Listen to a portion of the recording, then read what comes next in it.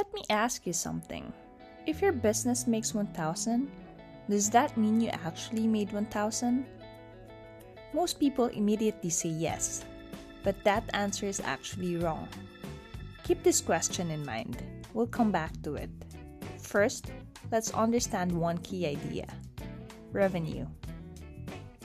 Now let's define revenue in a proper accounting way. Revenue is the gross inflow of economic benefits arising from the ordinary activities of a business before any expenses are deducted. Just to break it down, it's described as the gross inflow of economic benefits. This simply means the total value a business receives from its normal operations, like selling goods or providing services. Gross inflow means we're looking at the total amount coming in before anything is taken away. For example, if a business sells products or services, all of that income is considered revenue. But notice something important here. The definition of revenue does not include expenses yet. So at this stage, we're only measuring what comes in, not what is left.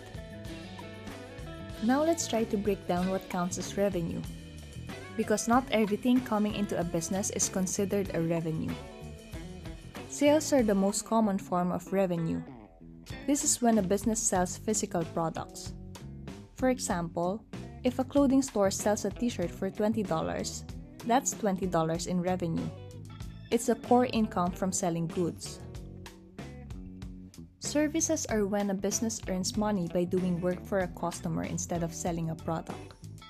For example, a tutor charging $30 for a lesson, or a barber charging for a haircut.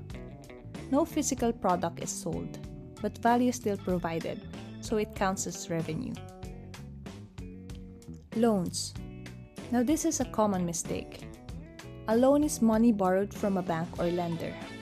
This is not revenue because it must be repaid. So even though cash increases, it's not income earned. Owner's investment. This is when the business owner puts personal money into the business. For example, you invest $1,000 of your money into your business. This is not revenue because the business did not earn it. It was contributed. Every business has revenue, just in different forms. If you run a coffee shop, your sales revenue comes from your coffee sales. If you freelance, your service revenue comes from client payments. Now here's where most beginners make big mistakes. They assume revenue is the same as profit, or that revenue is the money they actually keep. These are not true. Let's look at a quick example. If a business earns $500 in revenue, but spends $400 on expenses, how much will the business keep?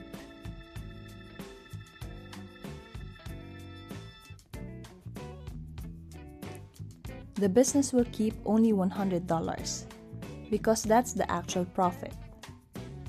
In business, what matters is not what comes in, but what is left after costs. Now let's go back to the question from the beginning. If your business makes $1,000, did you actually make $1,000?